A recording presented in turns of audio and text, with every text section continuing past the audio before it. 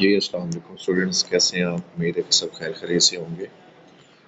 आज का जो हमारा लेक्चर है इसमें हम इंशाल्लाह एक्सरसाइज नंबर 8.2 को फर्दर कंटिन्यू करेंगे, जिसमें हमने क्वेश्चन नंबर 4 से क्वेश्चन नंबर 7 तक इंशाल्लाह करने हैं। अब क्वेश्चन नंबर 4 की स्टेटमेंट को अगर पढ़ा जाए तो हमारे पास एक सर्कुलर ट्रैक है, ठीक है, जिसमें हमारे पास दो आर्क्स गिवन है और वो दोनों आर्क्स कॉन्ग्रेंट हैं और वो सेंटर पे इनके ओ पे कितना एंगल कंस्ट्रक्ट कर रही है, 60 डिग्री एंड 60 डिग्री। अब वो दो आर्क्स कॉन्ग्रेंट है, ये हमें क्वेश्चन में गिवन है, और वो दोनों सेंटर पे एंगल भी इक्वल बना रही हैं। तो उन दोनों आर्क्स की वजह से दो कॉर्ड्स जो हैं वो इंटरसेप्ट होंगी सर्कल के ऊपर।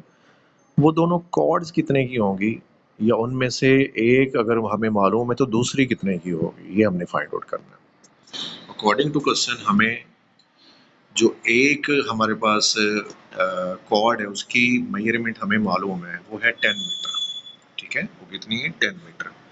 और दूसरी हम क्या करना चाह रहे हैं, फाइंड करना चाह रहे हैं। अब सर्कल की प्रॉपर्टीज में हमने पढ़ा था कि अगर दो आर्क्स इक्वल हों, कॉन्ग्रेंट हों, तो उनकी करस्पॉन्डिंग कॉर्ड और करस्पॉन्डिंग सेंट्रल एंगल क्या होते हैं, इक्वल होते हैं। ये हमने उसमें पढ़ा क्वेश्चन नंबर सर्कल की प्रॉपर्टीज के अंदर।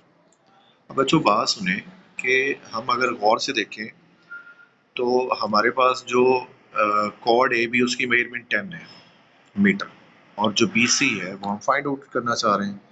अब देखें आर्क जो ए बी आर्क होगी, यहाँ पे जो ए बी आर्क है ना, वो आपने इस तरह देखना है, ए से बी की तरफ और बी से सी की तरफ। ये आर्क दोनों इक्वल है आपस में, यानी कि ये आर्क इस आर्क के इक्वल है। अब ये आर्क ए बी और बी सी इक्वल है, तो अंडरस्टूड है जो कॉर्ड ए बी होगी, कॉर्ड हमारे पास जो ए बी है वो ये ए से बी तक इस तरह देखना आपने, और बी सी को इस तरह देखना आपने। ये दोनों आपस में इक्वल है, ठीक है।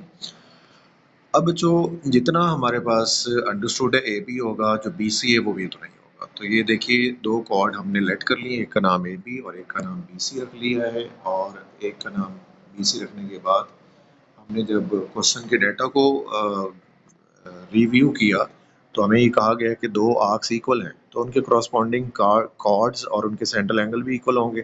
सेंट्रल एंगल उसने खुद ही बता दिया कि दोनों कितना बना रहे हैं, 60 डिग्री 60 डिग्री।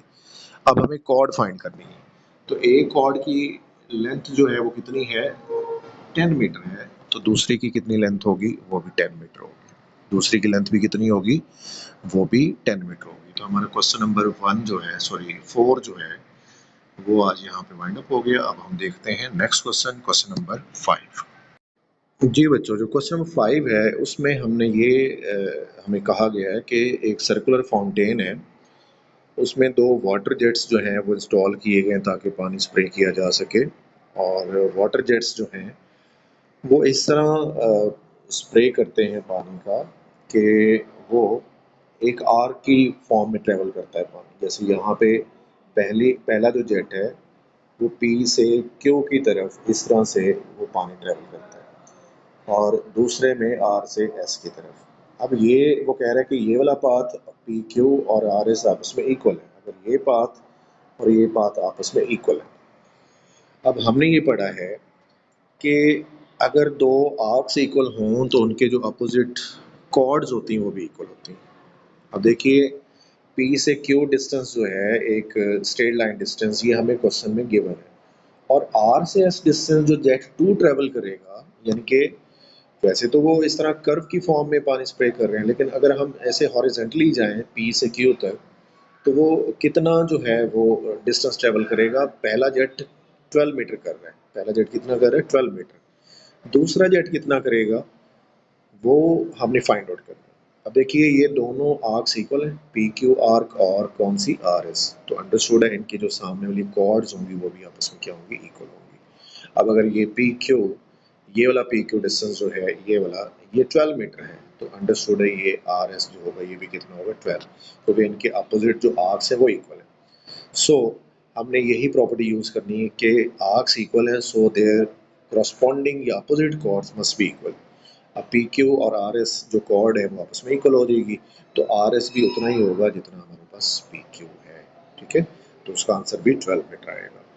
तो ये था बच्चों आज का हमारा लेक्चर, इसमें हमने 8.2 एक्सरसाइज का क्वेश्चन नंबर कौन कौन सा किया, 4, 5 और जो 6, 7 है वो आपका होमवर्क होगा। उम्मीद है कि वो आप इजीली कर लेंगे कि मैक्सिमम प्रॉपर्टीज़ को आपको गो थ्रू करवा दिया गया है, उनसे रेलिवेंट क्वेश्चंस भी मैंने करवा दिए हैं, प्रॉपर्टीज़ को यूटिलाइज भी कर लिया है। तो अब उम्मीद है कि आप अगले जो 2 क्वेश्चन बच गए वो आराम से कर लेंगे। तो मिलते हैं इंशाल्लाह कल, तब तक के लिए अल्लाह हाफिज़।